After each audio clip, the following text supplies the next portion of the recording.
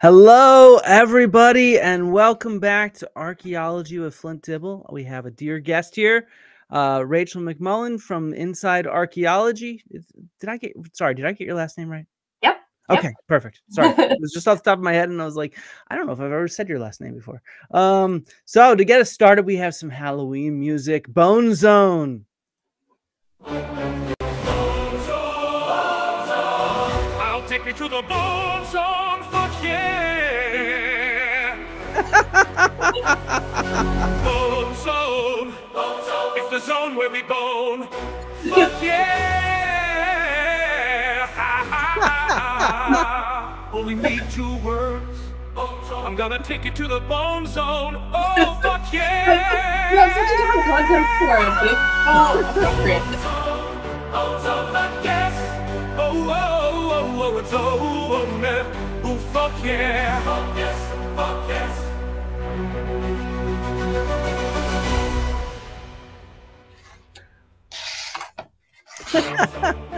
Hey, well, that's the future, though. We can follow this computer. But yeah. All right, that is the craziest song ever. That is from an opera called The Bone Zone, where we're gonna Allegedly. apparently we're gonna take you to bone. Fuck yeah!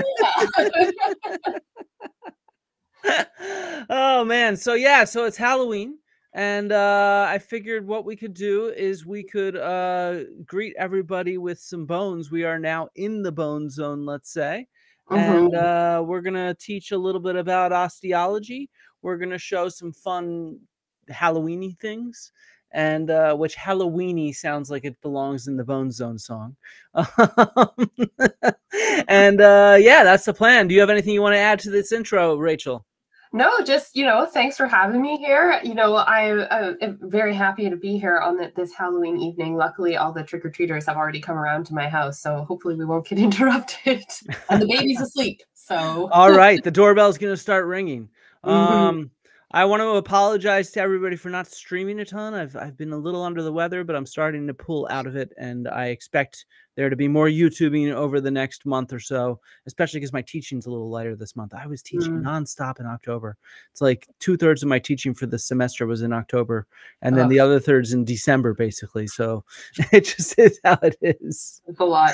Yeah, I also just, my husband gave everybody the flu.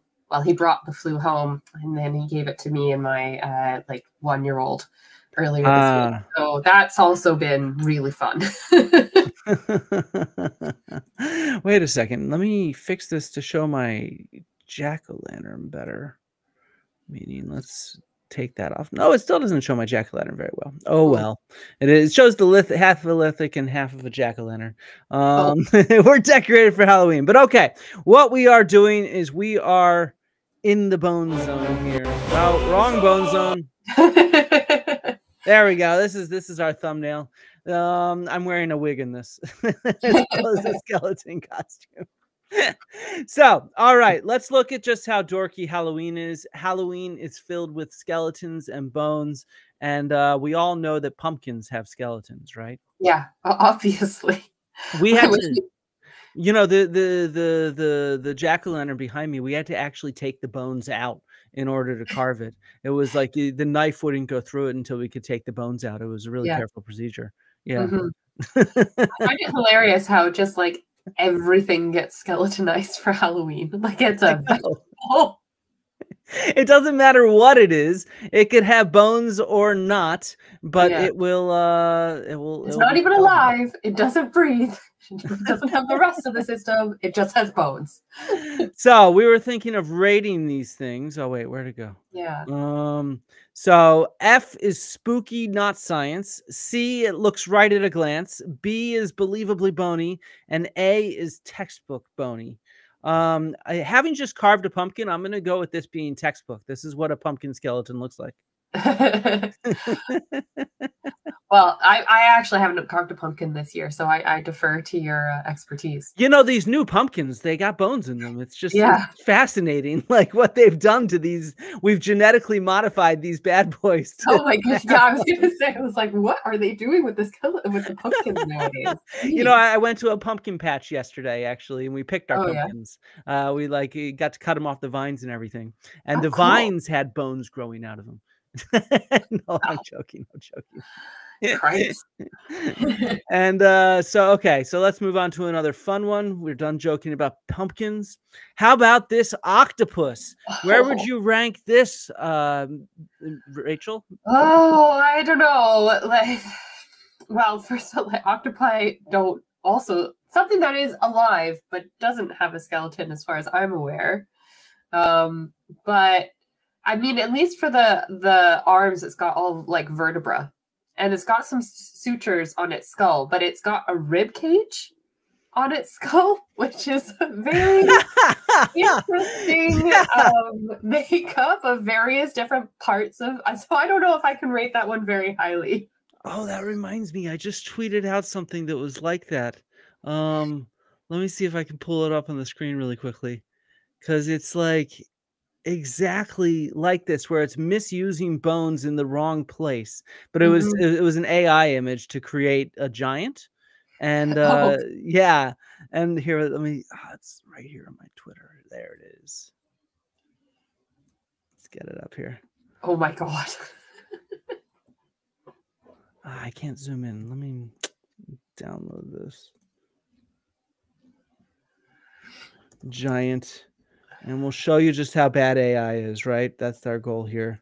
Oh, I don't know if I mentioned, because I'm sure everybody probably knows from your channel, but so my qualification in this is that I have a master's in human osteoarchaeology, which is the study of human bones in archaeological contexts. Yes, which is why we decided to, we'll talk about your first skeleton in a bit. Yeah. But that's exactly why we decided to do this skeleton stream.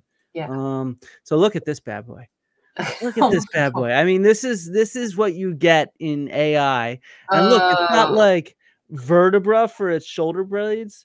And vertebra for its shoulder blades. The ribs are back to front. The ribs are back to front. There's he's missing part. He's missing one of the metatarsals on the left hand. So like there's just a finger, sorry, metacarpals. Yeah, just a finger, just like. And if you count the fingers, you have 6 fingers. This one has 6.5. And then you have this weird femur that ends in kind of a tibia distal bit, which doesn't have a tibia, and it ends up with the tarsals and metatarsals. It just gets worse the longer you look at it. Yeah, it's just terrible. It's just absolutely terrible. This is what AI gets you. Oh, there's no mandible. There's just a there's no mandible, just the top of the maxilla. And these weird things here. I guess this is meant to be kind of a half mandible is what it's doing. That's why it has these cavities here. The more you look at it, the crazier it is. Oh my god, it's nuts. This is what people create, and then everybody likes it and laughs about it, and some people share it as real. This is what goes on in the bone zone, right? We gotta listen to the song again for a second. Take me to the bone zone, fuck yeah! I feel like you have to get that, like, you know how like when people on the radio, they have like a sound bite and then it's like locked to a key, and then they like will just like play it all the time when they do like a sequence. That's what you think you need to get that. Just be like Bone Zone. Here, I'm linking to the Bone Zone opera in the chat for anybody that wants to go and listen to that instead of us. So, all right, let's move on. Let's play human or animal. So, everybody in the chat, put in your best guess. Is this left humerus human, or is the right humerus human? Yeah. What do you think? What do we got here? Yeah, one of them is human and one of them is not. Yes. And this is like, one of the like key things that you learn, obviously, when you first start osteology is how to tell the difference between an animal and a human. And it's something that I have found as an osteo. I'm like, oh, that's so obvious. But then I've had people like try to second guess me sometimes, and I've been like, this is not obviously human. So I always find it really interesting to see what people think, which one's which, or if they can guess it correctly.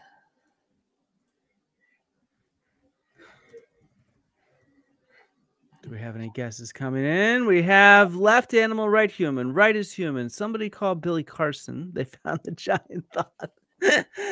Right human. Another right. We have a consensus, it looks like, at least with 4 people. Let's give some more people a little chance to look at this and make a guess. We can zoom in a little bit on here. You can see some muscle attachments. You can see the articulations. And then this one over here, it's more slender, less pronounced muscle articulations. The ball joint's a little less detached from the shaft. Yeah, but they still have all the same elements, if that makes sense. Yeah. Okay. Well, I guess we probably have most of the guesses we'll get now. And everybody is an osteologist. You are all correct. The right one is human. And the left one is from a gorilla, I think is what it was, right? Yeah. Okay. Let's move on to another one. Left human or right human?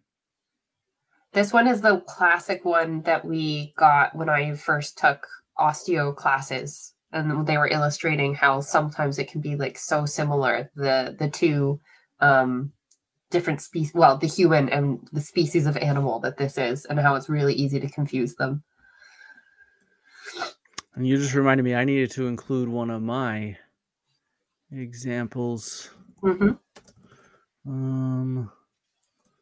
While the people are guessing at this, let me pull up one. Both chicken. I like that.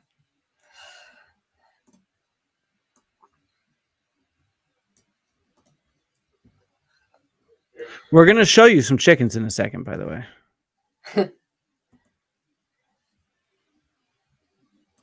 Left orangutan. Interesting guess. Yeah, if you've done your human and animal guess and submitted that, also feel free to let us know which animal you think it might be from.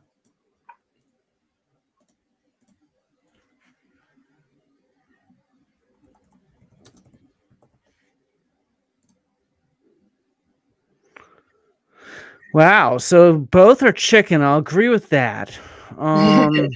But yeah, it seems like everybody's got this down. You know, Rachel, I don't know why we're needed. I know. It seems like everybody's pretty good at this. Yeah. All right, let's go with one more. I guess it's my fault for always putting the human on the right. Yeah. Well, maybe. But the other one was a bear paw. Yeah, the other one is a bear. Which is bears and humans are actually surprisingly similar in their teeth as well, because they're both omnivores, and we're about to look at some teeth, not from a bear though. Teeth are my the bane of your existence. When it comes to all right, so how about this? Which one is human? Left, center, or right?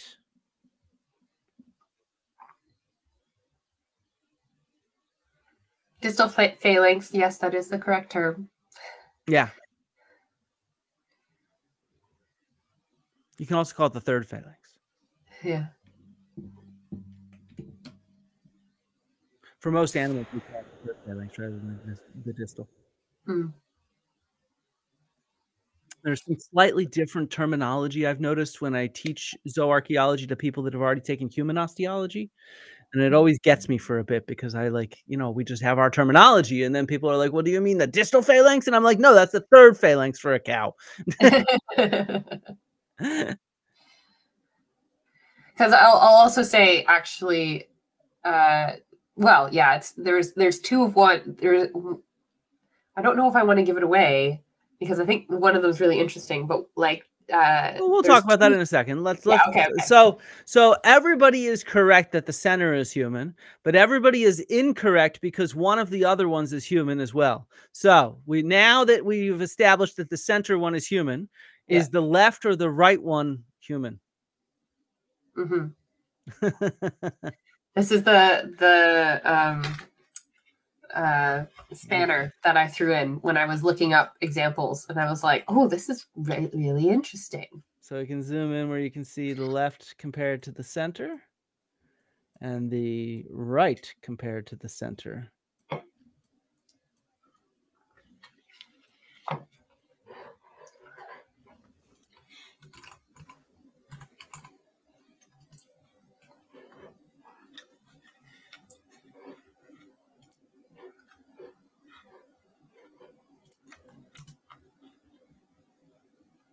Aha, a trick question.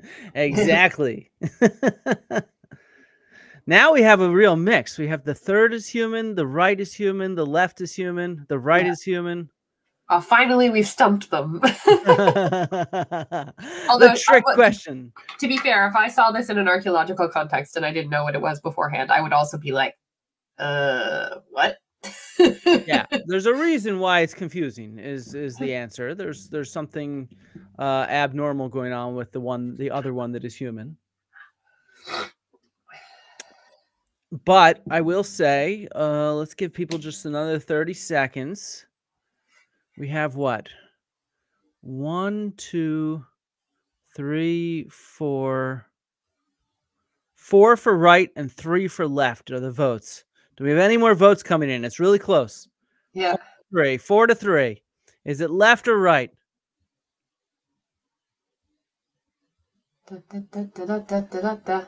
Who wants to be the middle human? Yes, Paul. The middle one is human for sure. But the one, either the left or the right, is also human. I'm guessing he's just on a delay because some people start late. Now we're tied. Sharon, you just messed this all up. Now we're tied. Okay, the right is winning, so it's 4 to 5. Man, this is really close. This is exciting. Tense.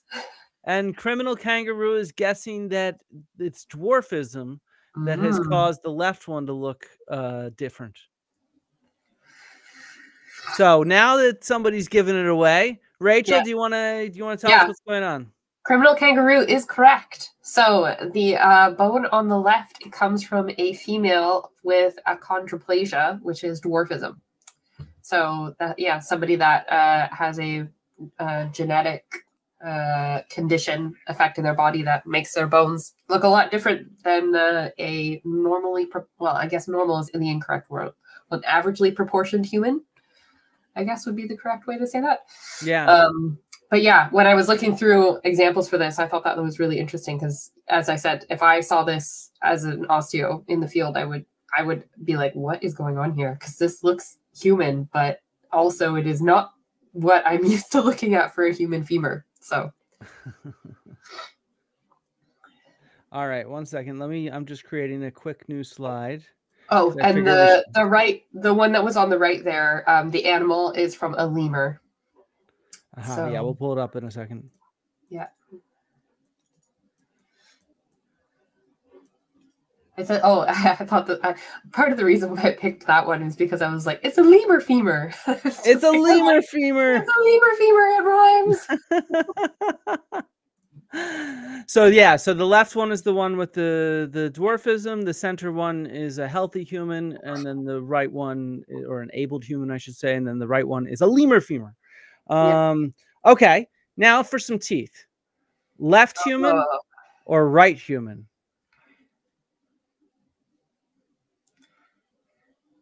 I can put my guess. I mean, I really hope that I'm right, because if I'm not, it's going to look really bad. But I'll save my guess till the end. Yeah, you should save your guess till the end.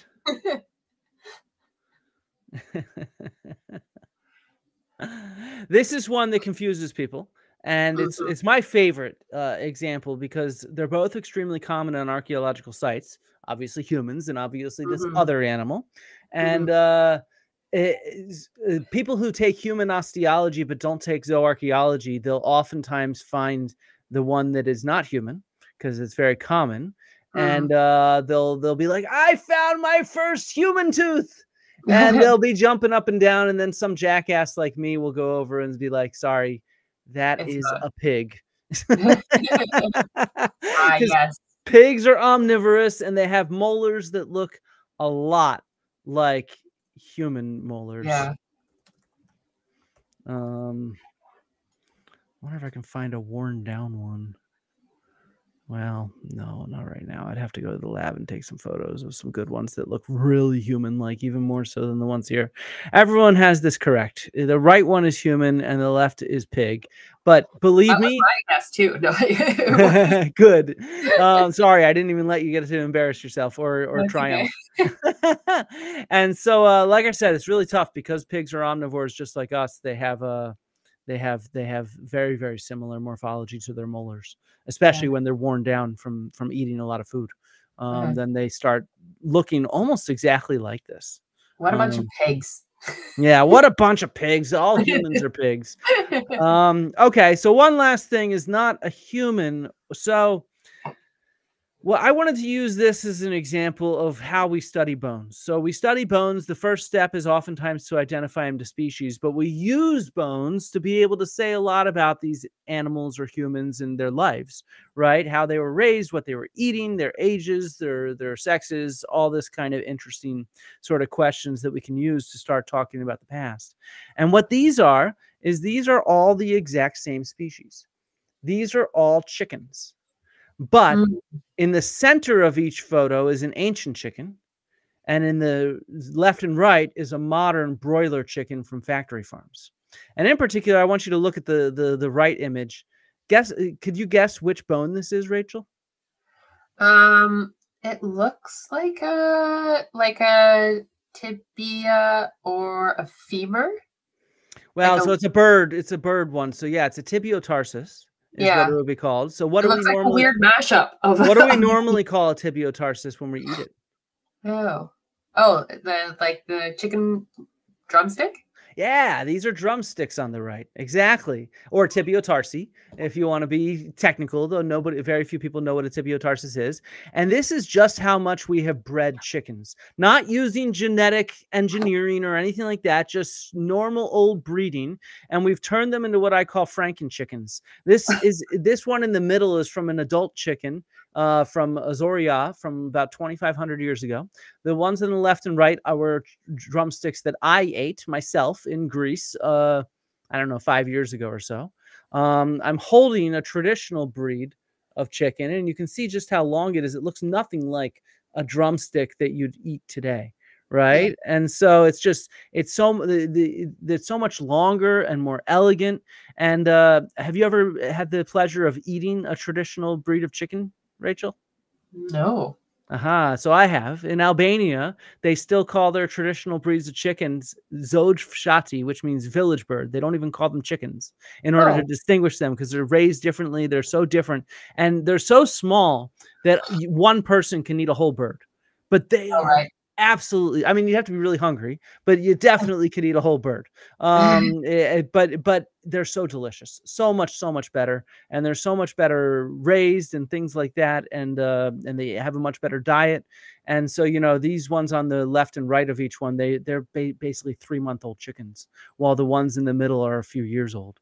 And so it's just such a big difference in how we've bred them to grow so quickly and put on weight, and then we slaughter them at such a young age, and they just live inside the cage that they live in, right? Yeah. So that's sort of what we can see in our modern bones. We can see our lifestyle, you know, like we can see it in human bones as well as the chemistry in our bones from what we're eating and how it's so different from what humans used to eat and what we used to do 100, 200, 500 years ago. Yeah. I saw I'd have to look up the specific thing, but I saw something a while back about is like a study about microplastics. Yeah. In like archaeological context and in like our system. Like it'll be really interesting if microplastics show up in our bones at some point, because I bet you they will. Yes, I think they do already. Franklin asks, I wonder what it tastes like. And the answer is it tastes like chicken, but in a much more flavorful way. Our chickens are much blander. Our chickens are also much drier. So there's I don't know, just the way the connective tissue is put together, even though it's much leaner, it's very juicy, the traditional bird. So it's different in that sort of sense. But it still tastes like chicken, don't get me wrong, but it's a juicier, leaner, more richer flavor. Flavorful. Yeah, more flavorful to it. And so it's really quite nice. I've only had it a couple times, but I definitely want to do it again. And yes, somebody asked, Sabina asks, if this is what we did to chickens, then how much have cow and pig bones changed? So the answer is that pig bones are also factory farmed, so they've changed just as dramatically. In fact, it's the bane of a zooarchaeologist's life when we have only domesticated pig in our reference collection, because they almost always come from factory farmed pigs, and they look nothing like ancient pigs. They look totally different, and they're not useful. They're just not the same shape, right? These, you can see the shape of these is drastically different in its proportions, right? And same thing with the pig, but the difference is so we oftentimes have wild boar in our reference collection, and those look a lot like ancient domesticated pigs because they live similar lifestyles. Yeah. So it's a good question. Cattle, on the other hand, have not changed that much, because cattle, the way they are, they can't be factory farmed until they're adults. So they actually are free range. Even the cattle that are in feedlots, when they're younger, they're free range. And so their bones have changed some, but not nearly as dramatically, to be honest. I didn't know that. Yeah. Franklin asked, where can you try it? You have to find somewhere where they have traditional chickens is the answer. Different countries, different, there might be some in America and some, heritage breed farms. So look for heritage breeds, or go to countries that might have more commonly older breeds is what you have to do. Like Albania is where I've eaten it. So yeah. Okay. Now, Rachel, now it's on for you. You want to? Oh yeah. I should warn everybody. Remember, there's human bones in this. We should have said that a long time ago. It's the bone zone. Yeah, I thought that was clear, especially when it went bone zone. Fuck yeah! Wait a second, we got to go back. I'll take you to the bone zone. Fuck yeah! Bone zone. It's the zone where we bone. Fuck yeah! It's all right. I feel like if I ever end up being an archaeologist on a site ever again, I'm gonna download that song onto my phone and then play it as I roll up to a site. I've now downloaded it, so I'm gonna definitely bring it on my next project where I'm studying bones. In fact, I'm gonna probably bring it into the lab here at Cardiff when there's a bunch of master's students working on bones, and I'm gonna be like, "We're in the bone zone now," and just. Oh man! All right, so this is your first skeleton. Do you want to tell the story of your first skeleton? Yes, my first skelly. So, so let me take you back to a time. It's over a decade ago. Let's not dwell on that. Back in the Kingdom of Jordan. So, as a part of my undergraduate degree, I had to go on field school to get a credit towards my degree. It was kind of one of the things that I really liked about it, is that it didn't just make you do lectures in a classroom. You actually had to go out and do field work to get the full degree. And this is, mine was on an Iron Age site in Jordan, so about 4,000 years old. And it was on a tell, which is it would have started out as a hill, and then people built on top of it and made it basically an artificial hill, and then abandoned it at some time.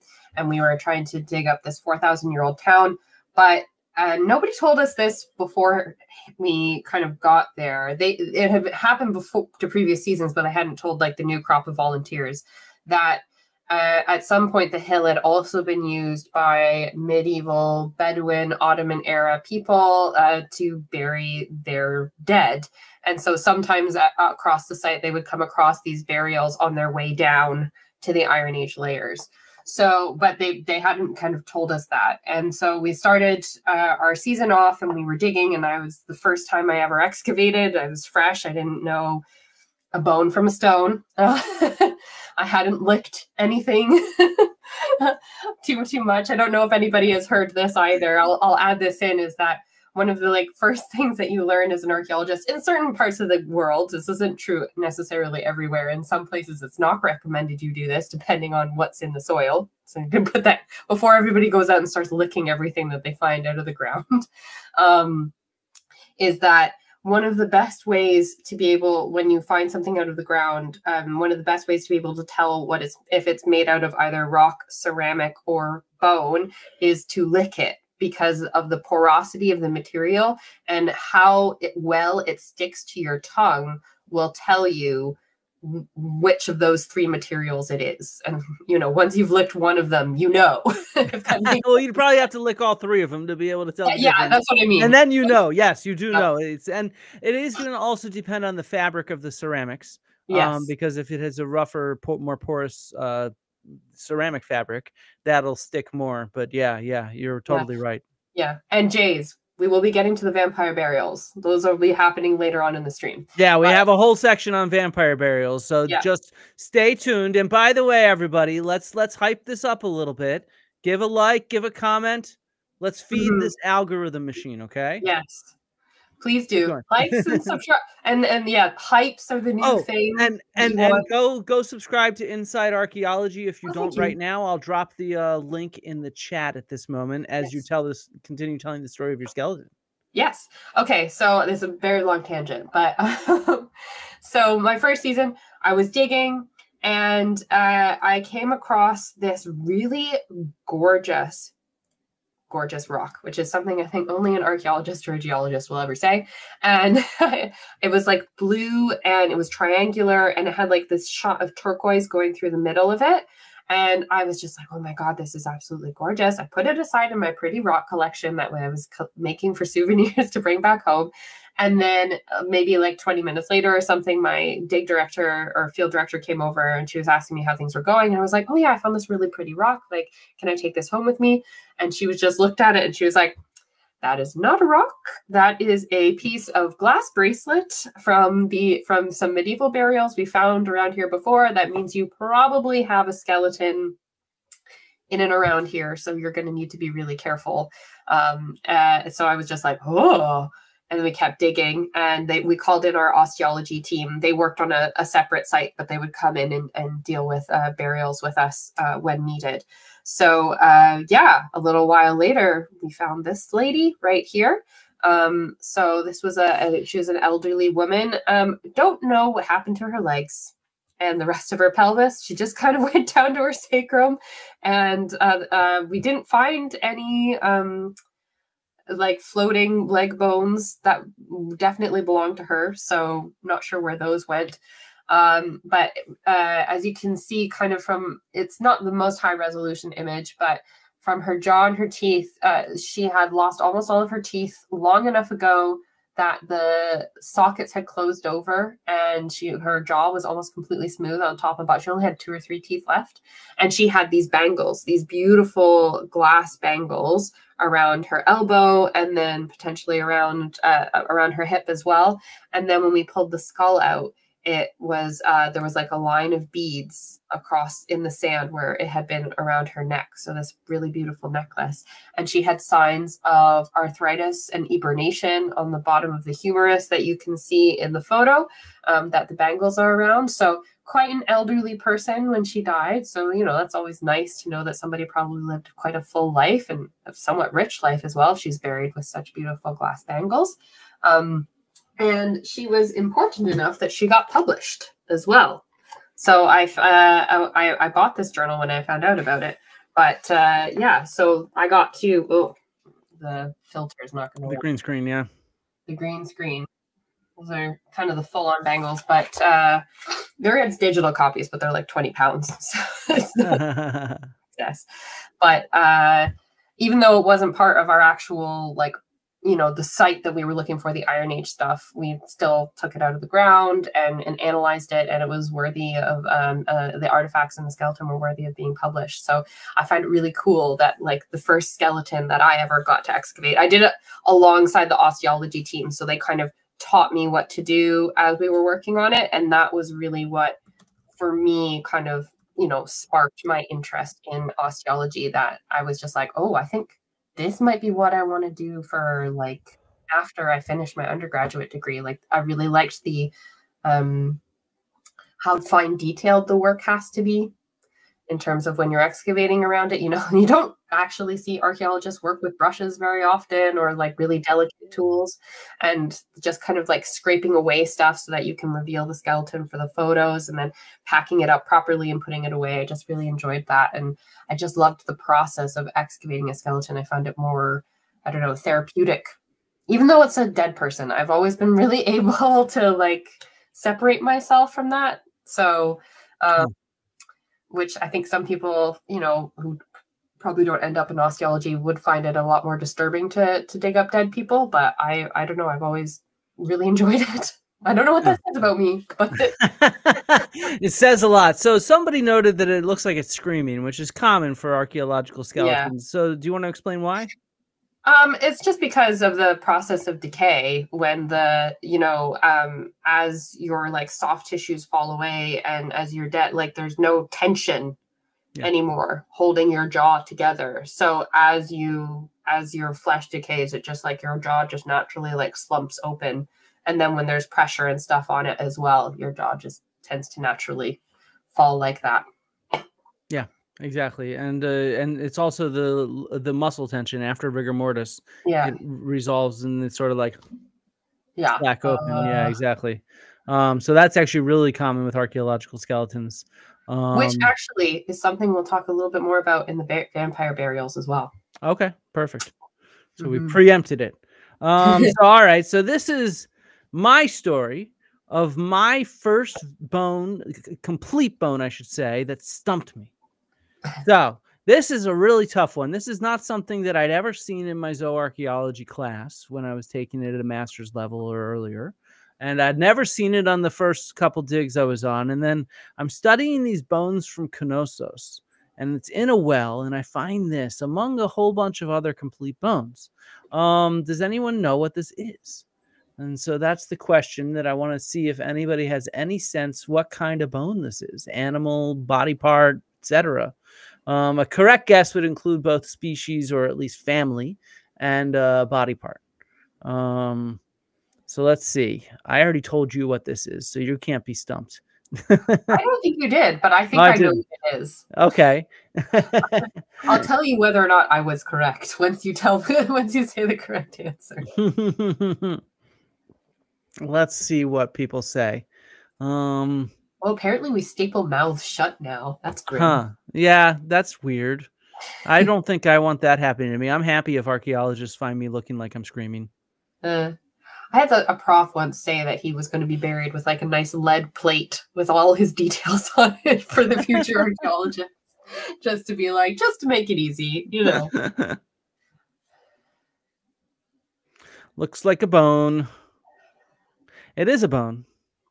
It's a fine bone. It's a complete bone. God damn it. Everybody knows me too well. It is a baculum. It is a penis bone. Bacula are penis bones. This is from a dog. And in fact, it's our best way, aside from DNA or proteins, to tell whether a dog is a male or not.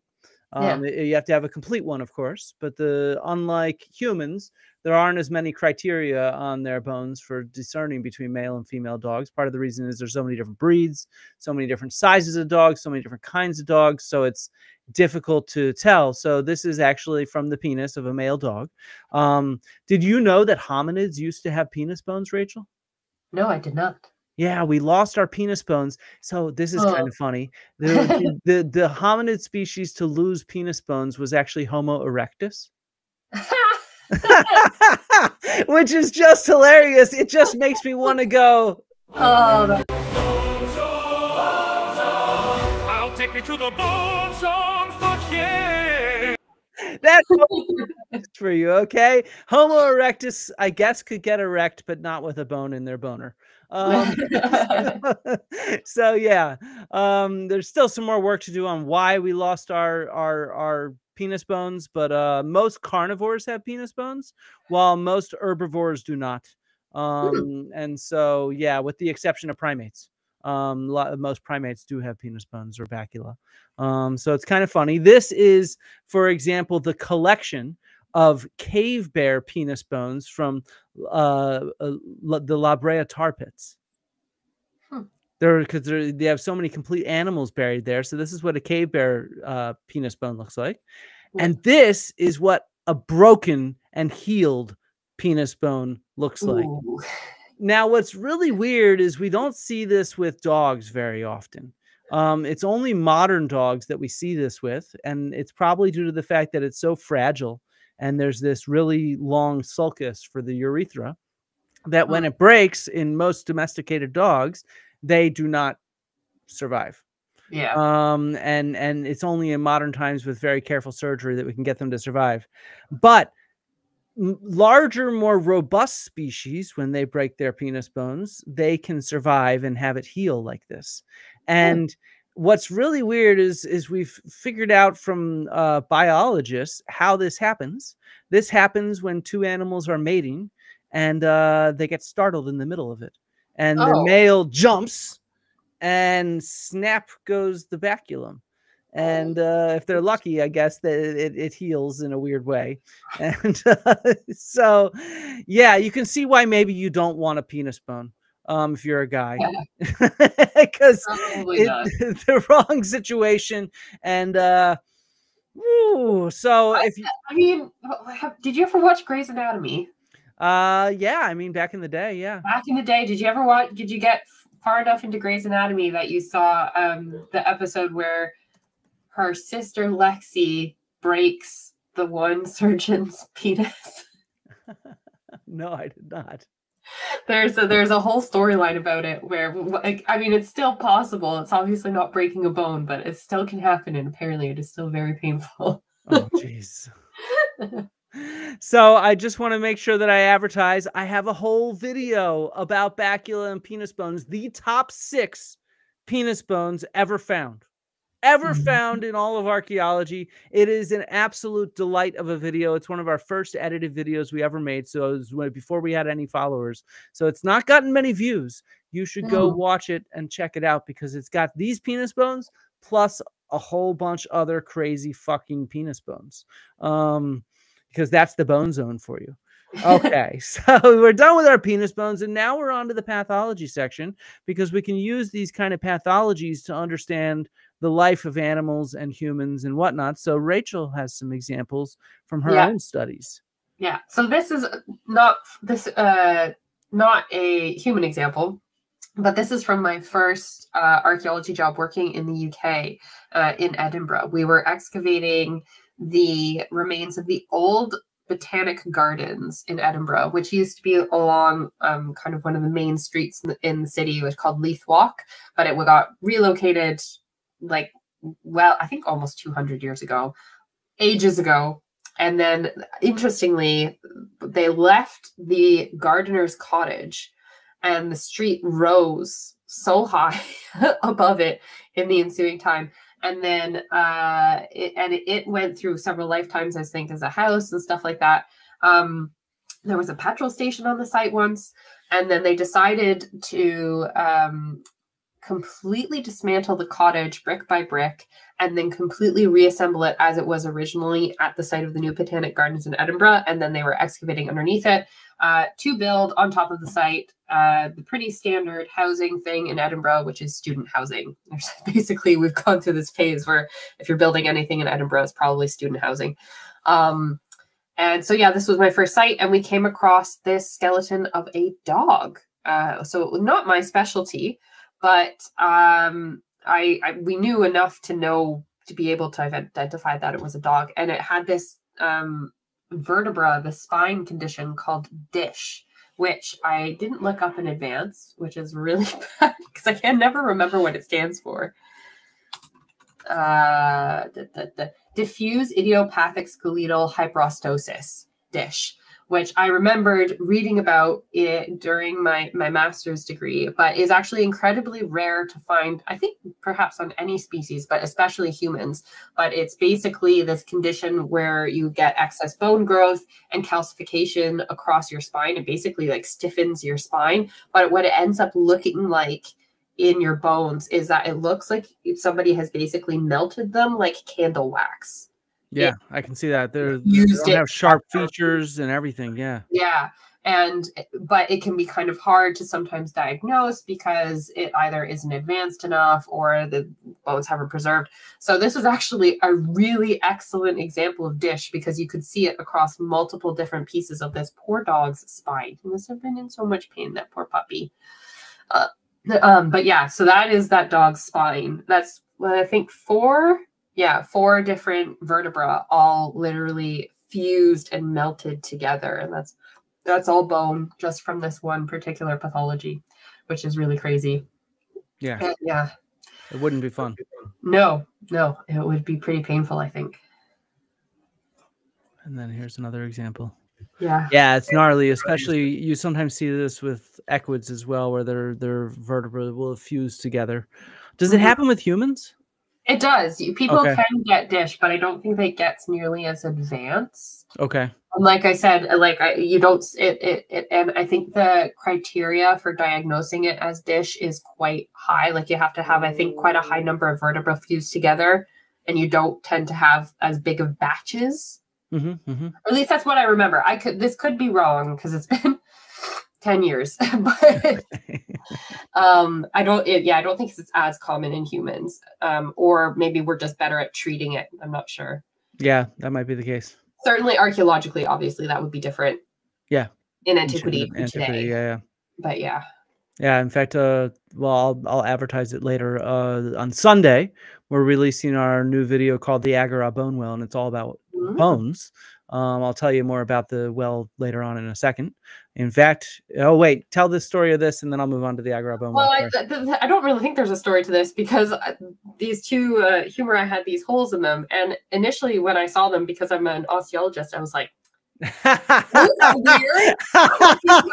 That's a very common mistake. So these are dog humeri, distal humeri. I was wondering why they were in here because they look normal to me. And so that hole there is natural. All dogs have that hole in the distal humerus. And I cannot tell you the number of times excavators, students usually, or even human osteologists have said, this is worked bone. They purposefully drilled a hole through it. And it's like, no, this is naturally how they are. And in fact, pigs, about 50 to 60% of the time have a hole right there as well. In the distal humerus. So it's actually a lot of carnivores do. And so it's a natural phenomenon. It's not worked bone. Okay, fair enough. I was wondering why that was no, but I think it's a good thing to point out because like when I was kind of looking up stuff for this, I was like, I saw a dog humerus and they had the hole and I was like, oh, that's what that must have been. But at the time I was fresh out of my master's. We hadn't covered any non-human species stuff, and I wasn't sure, so I was like, I'll take a picture of it just in case. This is interesting. One of my longtime subscribers, he's also an archaeologist, he says, Flint and Rachel, thanks for the stream. It's nice listening to colleagues. My first skeleton was from the largest mass grave in Europe. Very different context and shock value. Also nice boner. Nice. E-Man, we'll get you on at some point to tell the story of your first of that mass grave. That sounds actually fascinating. And that people could be interested in. It's nice to know that we have other osteos on here to, call us out on our shit. So anybody can say if I'm being really incorrect when I'm talking about dish because I haven't looked it up in ages. Yeah, I mean, so most of my subscribers and followers are not colleagues, but I do have a range of them that are, and they all like to chip in, which is great. I think as we have to be sharing our expertise and our sense of humor with the world right now, given how much under attack we are. So just to prep everybody for Sunday, this Sunday, we're releasing the video, The Dark Mystery of the Agora Bone Well. This is a well in ancient Athens within which were 460 infants, humans, and 150 dogs, all within this one well. And it is a fascinating mystery in a way that was only solved through a study fairly recently. It was excavated in the 1930s, and all kinds of crazy suggestions came out from people before the bones had been studied in any depth. And it was studying in close detail all the osteological material from these 460 infants. There's a few older people as well, and 150 dogs, as well as the artifacts to be able to put together why were there so many individuals in this well. So it's called the Agora Bone Well, and look forward to it on Sunday. It is a fascinating scientific story. It's also a very sad story in its own way. So just be prepared. It's a good one though. I think it's the kind of story that gives you a new appreciation for human life. Wow. And living in modern day. Yeah, that too. Yeah. So speaking of modern day, this is the day that we live in. We live in a day that's filled with all kinds of misinformation everywhere. And Rachel is sharing some misinformation here. Yeah. How would you rank this skeleton? Well. and who is this, by the way? So this is my daughter. This was so in true osteologist form. This was her Halloween costume last year when she was like 8 weeks old. She's doing a great Jack the Pumpkin King from Nightmare Before Halloween with the emoji over her face. But yeah, I looked.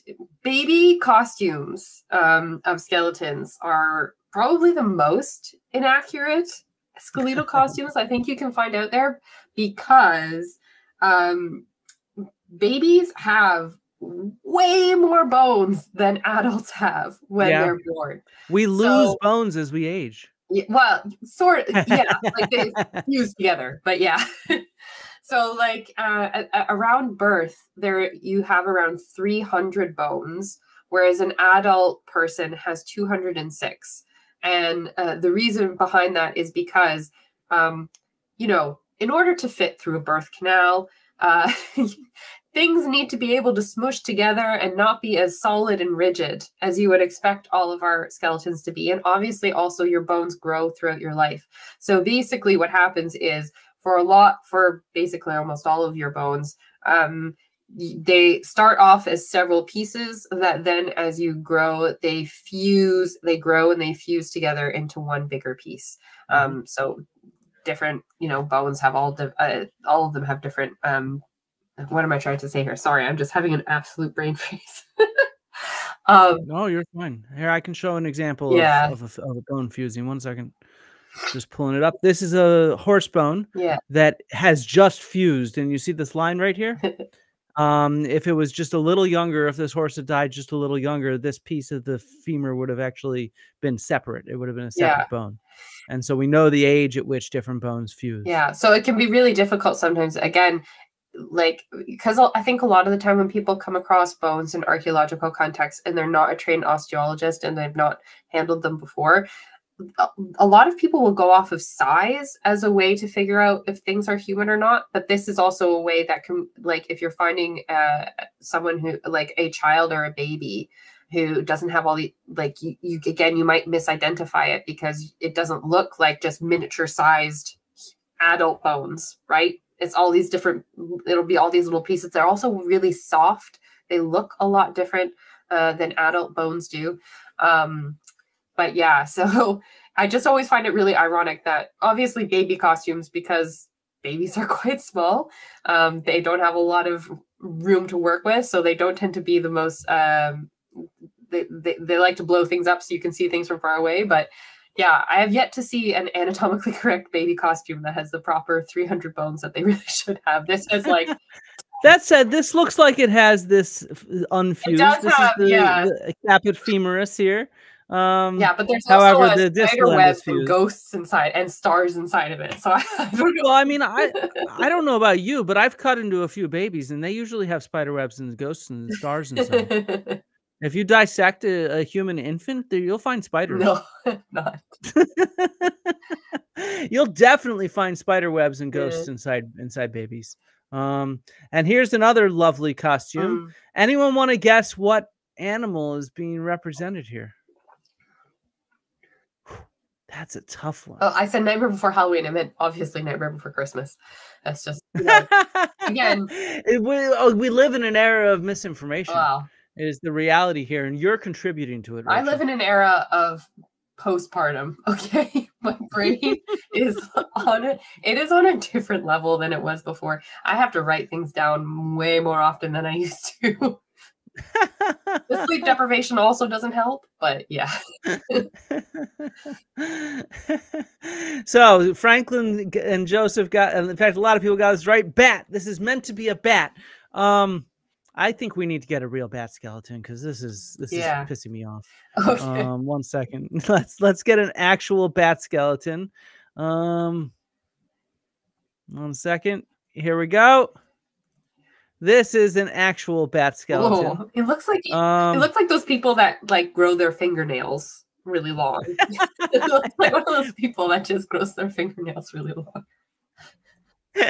Versus that. Yeah. I mean, the rib cage is definitely interesting, but obviously wrong. Definitely the wings are completely friggin' wrong. And it's interesting, the legs, huh? I don't know if I've ever really seen a bat skeleton and had the chance to look at it so closely. That is really interesting how like boop, boop, like 90-degree angle that is. Like, yeah, well, it's probably just how they mounted it. Yeah. To some degree. Because I bet you if we found a different example, it wouldn't be mounted that way.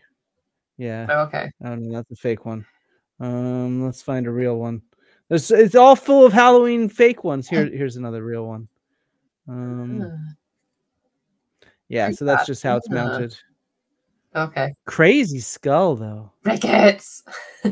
Rickets. So yeah, so you can see what we do. We make it all look nice and cute. And what's weird is you're supposed to be terrifying for Halloween. Yeah. And if you just showed this, it would look so much more terrifying, wouldn't it? Yeah. I feel like we've domesticated Halloween and made it just so it's nice and cute now. Yeah. Like this is obviously an example of domesticated Halloween. Yeah. So point out some examples of how would you rate this actually one? I would rate this one pretty highly, considering that like I'm actually, I don't know if impressed is the right word, but the fact that it's like yellow and not just white, closer to what actual bones would look like, fresh. Fresh after like out of the body. And to be honest, it actually looks pretty good. There's a fibula and a tibula, there's a patella, femur, like and it's like it because it has like the actual like drawings of it. It's not just the outlines of the bones. That's what I liked about this one. Yeah, it's good. Yeah, I think to me the vertebra looks a little wonky. Yeah, am I wrong? That might also be a bit her pose. Okay, no, I was thinking more just they seem ginormous. Just the proportion of them. Yeah. And whoa, the cat's here. But yeah, I agree. This one's maybe not textbook level. No. But it's oh, hello. Does your cat have bones too? Yes. Hello. It's believably bony, let's say. Yeah. Believably bony. Yes, I think that would suit. Yeah. Okay. How about this one? Now that we're thinking of cats, I mean, this is pretty good. It looks a lot. That we have the comparison. Yeah, we have the comparison here. Comparanda is going on. I mean, oh, there you go with some teeth. I was gonna say your cat looks a little less evil, but she's got some sharp teeth. This is Emma. This cat is also from my door. So that's not my actual front door because I am not stupid enough to take a picture of my front door and post it on the internet. But that's the wreath that it came separate. That I found the wreath in like a TK Maxx, and then I found that that cat skeleton in like a dollar store, and I was like, I have to put this on my wreath for Halloween. But obviously, I like the ears. Emma's ears feel a lot more bendy to me. Yeah, I love how the ears are. Not only are your ears cartilage, not bones, so they're not part of your skeleton, but they're also not fused to the skull. Yeah.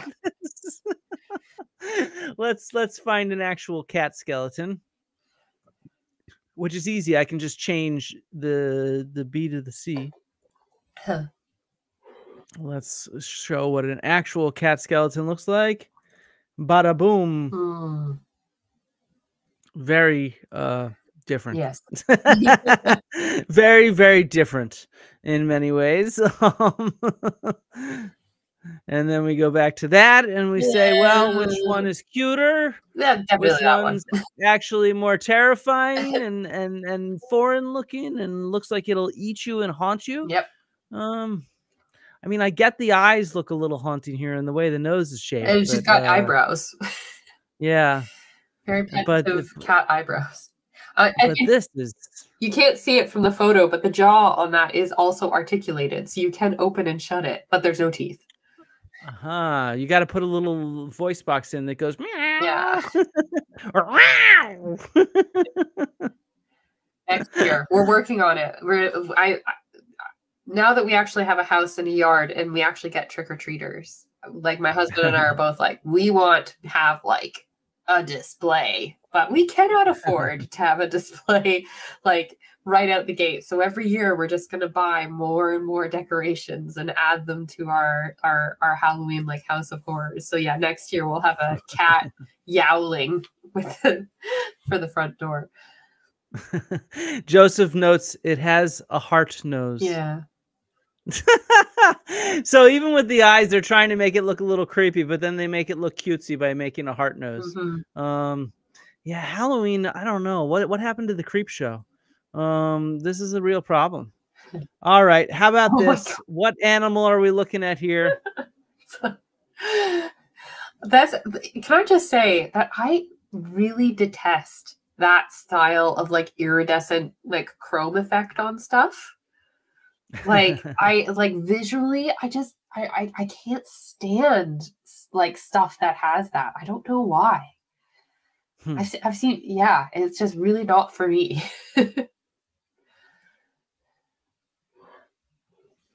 So what we're looking at here is a Halloween flamingo. Yep.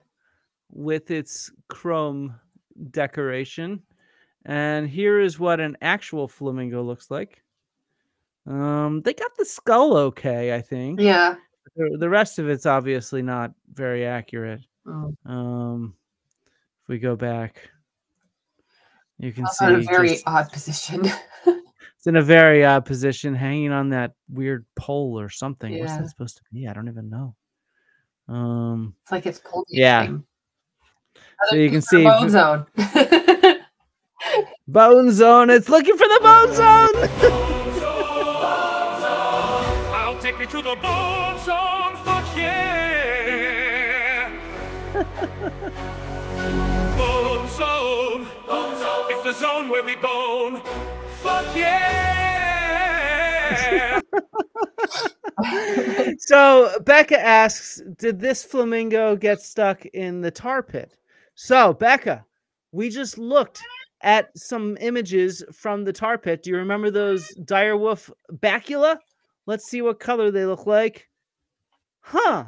Some of them actually have a similar kind of iridescent dark hue to them. It's not quite as shiny, but how would you rank this? Some of these ones here, you see the dark staining from the tar pits, and then you compare it to the flamingo, and interesting. Maybe this flamingo's from a tar pit. Maybe.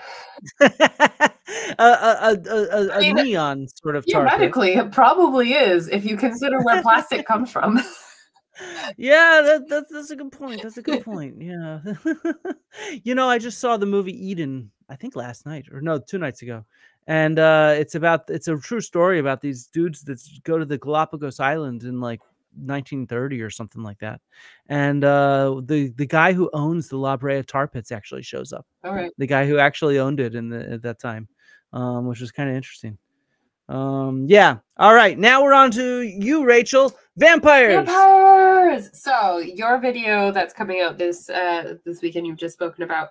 My video, I tried to preempt the Halloween rush, which didn't work as well as I thought it would. But my kind of October spooky video is all about vampire burials, which are this really interesting phenomenon, mostly centered in Eastern Europe, but does have examples elsewhere, where people essentially were afraid. It's kind of weird that we call them vampire burials, because when you read about it, you're actually like, this is a zombie, because it's people being afraid of people rising up from their graves after death and terrorizing their communities, basically. And people who they thought were perhaps at risk of being vampire burials were ones who died either like unbaptized or in traumatic or quick deaths where they wouldn't have a chance to receive proper rites or proper burials, et cetera, et cetera. So it's really interesting because they can be really difficult to identify sometimes, but sometimes they're pretty distinctive. And for example, this is a case of 5 people from a Polish site of Drosko, where they're all buried here with scythes around their necks with the cutting edge down. So they're buried with a scythe placed against their neck to prevent them from being able to rise up. And initially, when the people were excavating this, they didn't want to just flat out call them vampire burials because it was kind of unusual to find all these scythes. 4 of them have it around their neck. One of them had it on the abdomen. So I don't know, maybe she was pregnant and the baby was a vampire. I'm not sure. But they were reluctant to say they were vampires, but they can't really find any other explanation for why they would be buried this way. So they've looked into it, and like, it doesn't seem to be likely that maybe they were associated with agricultural activity, because in that case, with a tool that's, a much beloved tool, you would expect to find it like by their hands, not across their necks, placed in such a deliberate way. Or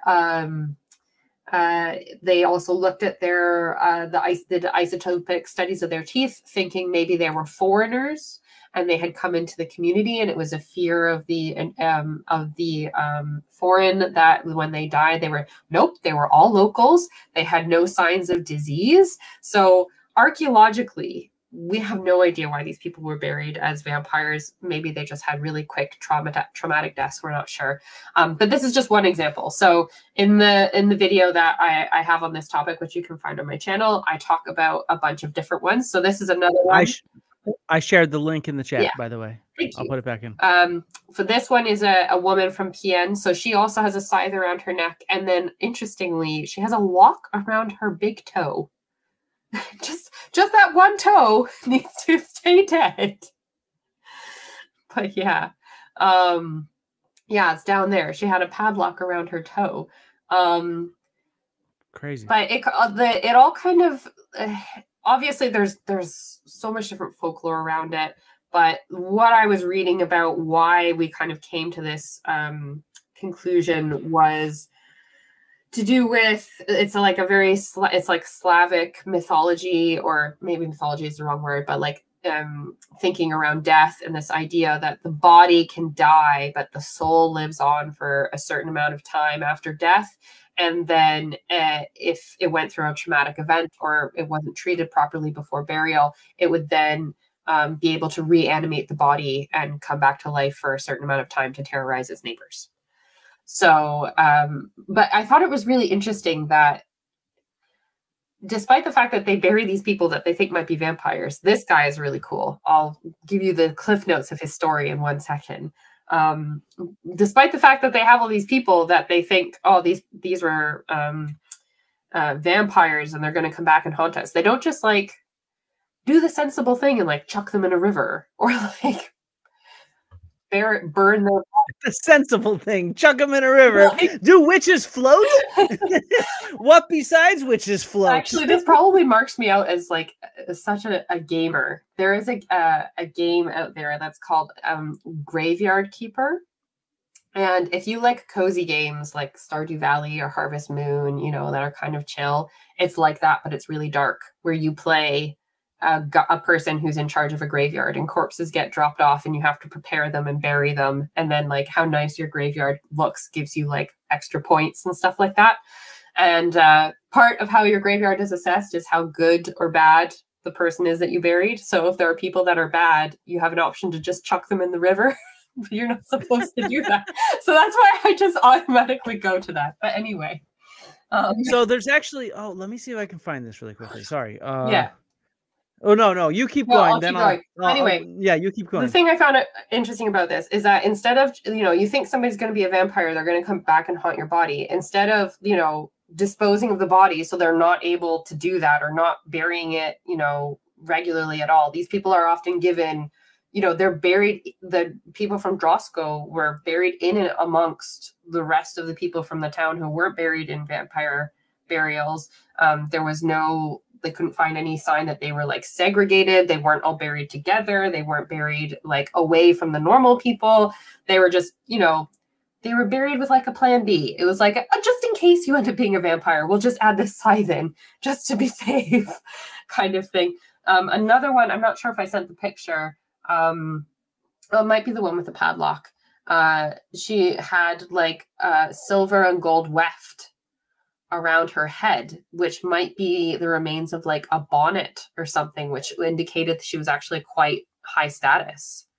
So like, why is she's quite high status, but then she's buried as if she's a vampire? And then if you go to the next one, this guy from Sozopol in Bulgaria is a plowshare. Like, that is a big hunk of metal to have shoved through your chest when you're buried.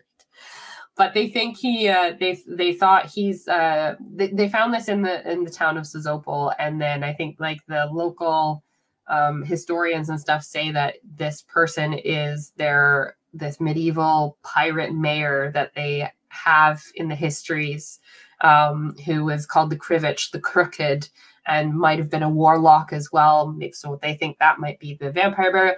His spine doesn't, and the reason he's called the Crooked is because he had some kind of spinal deformity. His skeleton, that from what I can see here, doesn't look like it looks that bad. So I'm not sure. I haven't seen any of this. I couldn't find any studies on it. But yeah, and then someone else was asking about it was interesting that we were talking about the jaw falling open during death earlier, because I don't think I sent these examples, but one of the other ones I talk about in my video is there's several examples where people have things shoved in their mouth. And in those cases, they think they were vampire burials instead of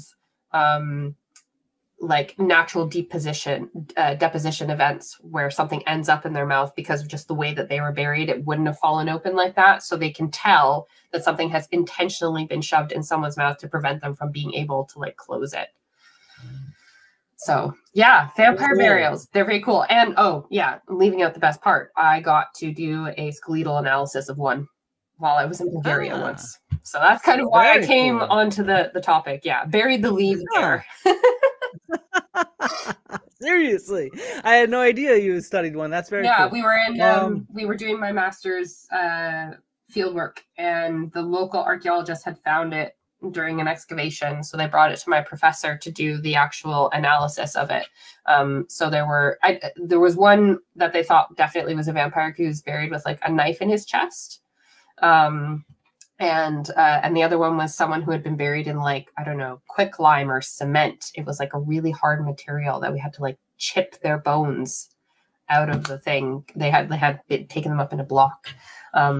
I would have loved to give more detail on it, but like I participated in the analysis, but I wasn't responsible for the information, and it's still not been published a decade later. So yeah, it'll get there hopefully. Maybe one day.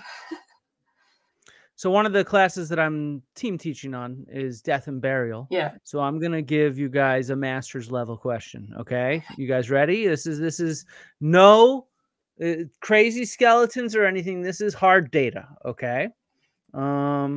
This here is a graph that has perplexed scholars since 1987 when it was first published.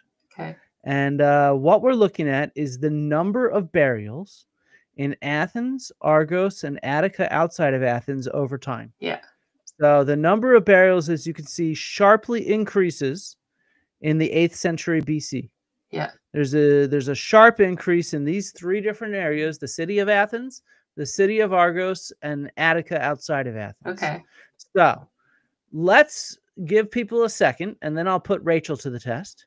There are 3 correct answers so far that have been proposed as to why this happens? Why is there such a sharp increase in burials beginning around 775 BC and going on until about 725 BC in these three areas of the Greek world? And this relates to stuff we've been talking about, which is what's really cool. That's why I thought about it. So why would there be an increase in burials? I'm going to put this out to the chat. We have hard archaeological data. Can you solve this pattern? 8th century BCE, more burials. I'm going to have to look up the 8th century BCE. So this is the end of the Iron Age and just before the start of the Archaic period in Greece. So the end of the Dark Ages, as it's sometimes called.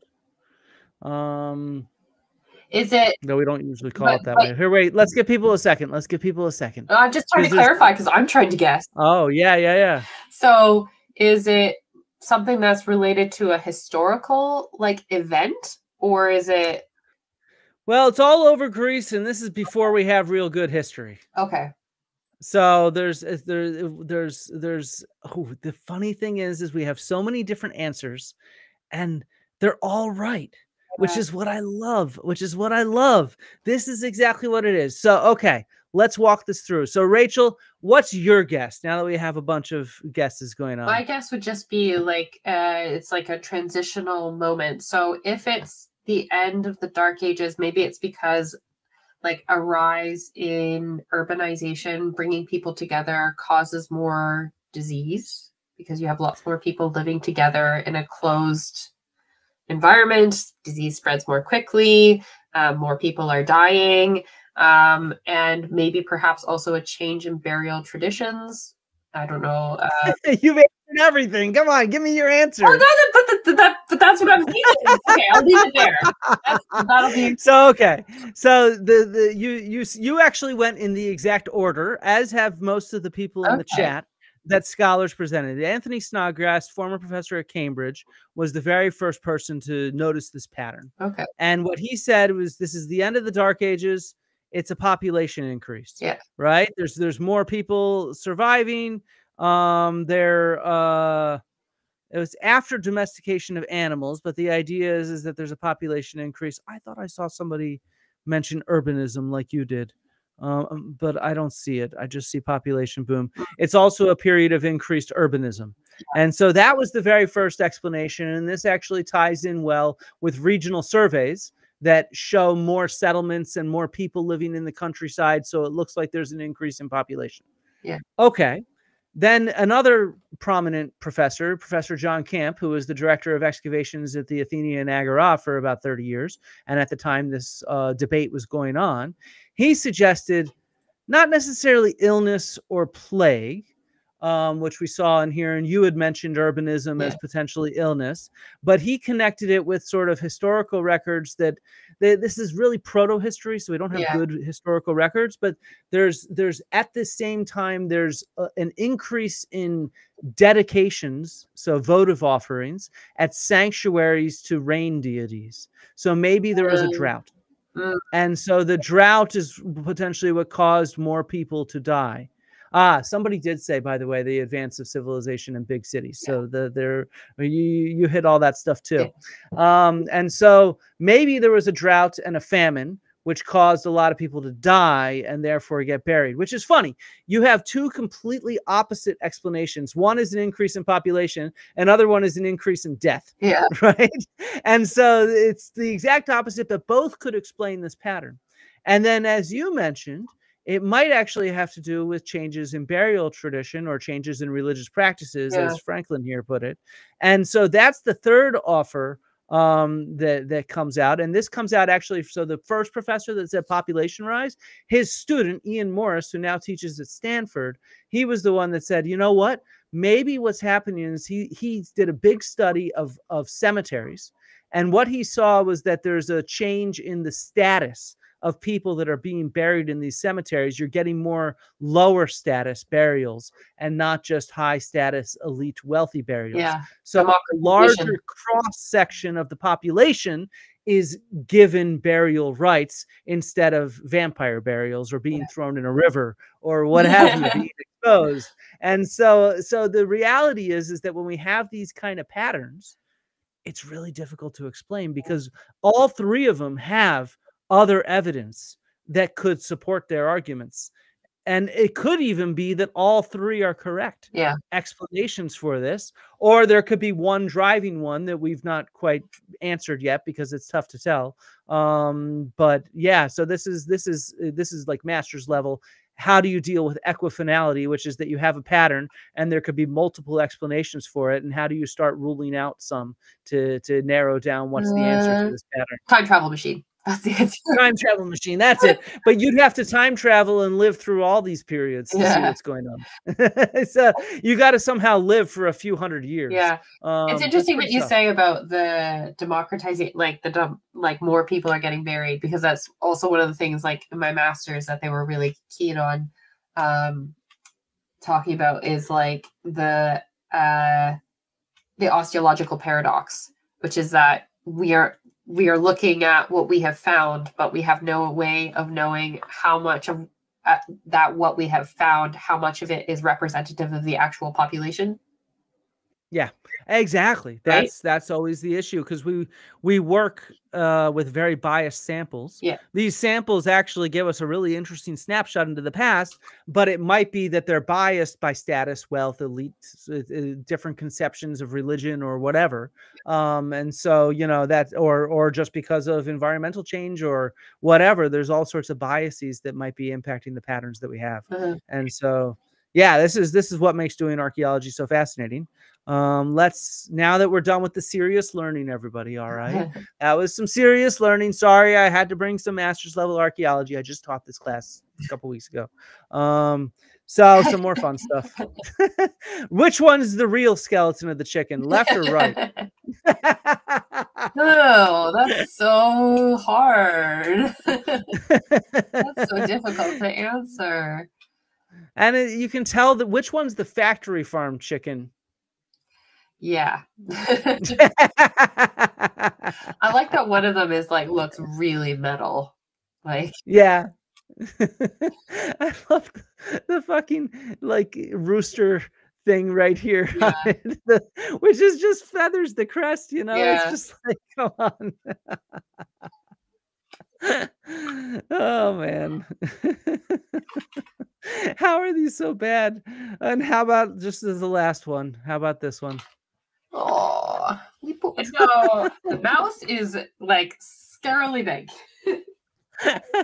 It's also scarily cute, and so is that dog. Oh my god, that dog! I just want to pet it. Oh, all right, everybody, this was fun. Any last words, Rachel? No, please go watch my video on vampire burials. Yes, go watch the video on vampire burials without a doubt. Go subscribe to Rachel if you don't. Yeah. If you don't subscribe to me, and wait for Sunday for the Agora Bonewell, because that's going to be what I think is a fascinating video where you can learn a lot about how to answer some of these questions, these mysteries that have been unsolved for that one was unsolved for about 70, 80 years before Mariah Liston, Susan Rotroff, and Lynn Snyder finally sat down and solved it. Yeah. Oh, I will be tuning in. And remember, everybody, the Bone Zone.